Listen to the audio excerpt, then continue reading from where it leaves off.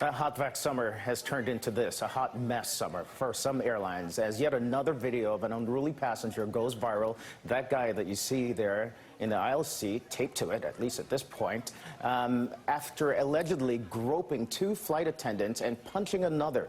The airlines are also dealing with mass cancellations as they deal with bad weather, staffing, and tech issues. Spirit Airlines alone has canceled more than 1,700 flights since last weekend.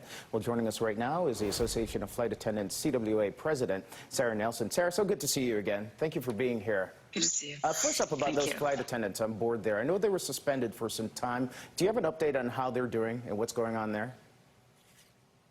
Well, look, we got support to them right away because obviously the last thing that anyone going through a traumatic incident like that, two of them groped, another one punched in the face, as an escalating, very dangerous situation on board. They use the tools on board to get it under control.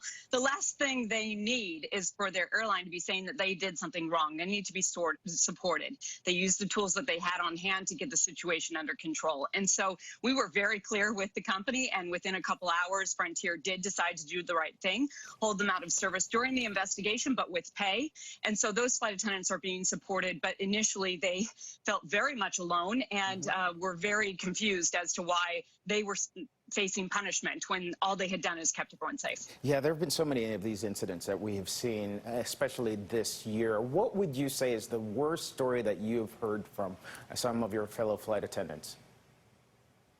Well, look, it's hard to say what's the worst. The one that haunts me is a flight attendant who was simply going through the aisle, conducting safety checks, doing routine safety checks, telling people to put their seat backs up and their seat belts on.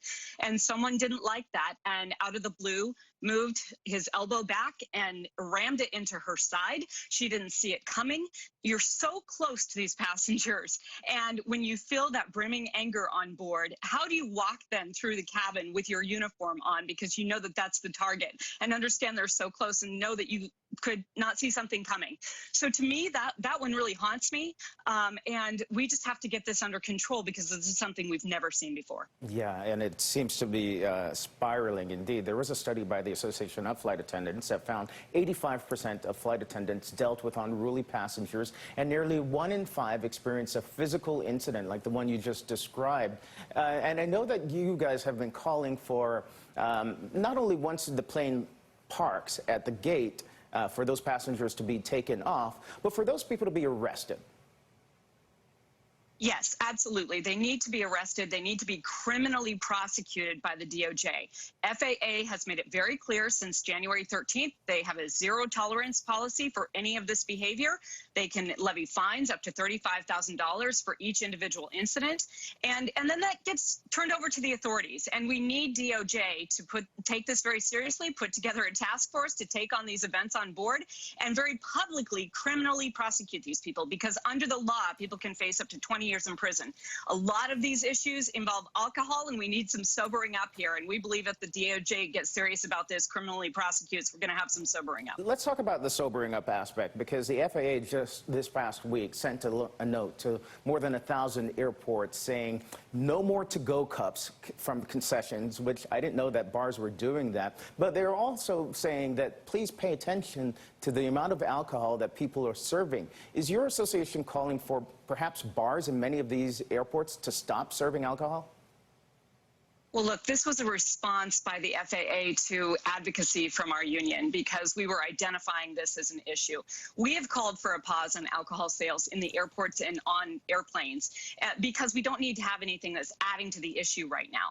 We understand that's likely not to happen, but what we have to do is to curtail this wherever we can and give people good information. If you're inebriated, you can be denied boarding. And so you are not allowed to come on a plane if you're drunk. And you need to know that when you're sitting in an airport bar and waiting for your flight. No more to-go alcohol. This was a practice during COVID, much like many of the takeaway services in our communities, and it needs to stop. So I want to applaud Steve Dixon, FAA administrator, for listening to us, listening to our concerns, and also helping to get that good information and trying to have airports coordinating as much as possible. I have 2 more quick questions. If you see an incident on board or know of something, who do we mention to get their attention on Twitter? Oh, go. Okay, you want to tag the FAA administrator and you want to tag the DOJ right away, and FBI, please. Okay. Also, let's bring up that video again of that incident on Frontier, because as you look at that incident, the person that did this and who allegedly punched and assaulted those flight attendants, does it surprise you, Sarah, that Maxwell Berry, that guy, was lauded at Ohio Wesleyan University, where he was praised for being the perfect role model and for dismantling frat boy stereotypes? Boy, it does surprise me, but I'll tell you what, this has been a really tough year, and I don't know what's going on in everyone's lives, but everyone is a stress level 10. Everybody needs a little help right now, and so who knows what was going on there. But clearly, that was not his typical behavior, I guess. Yeah. Not the person that got those awards from Ohio Wesleyan University. Sara Nelson, good to see you. Thank you so much.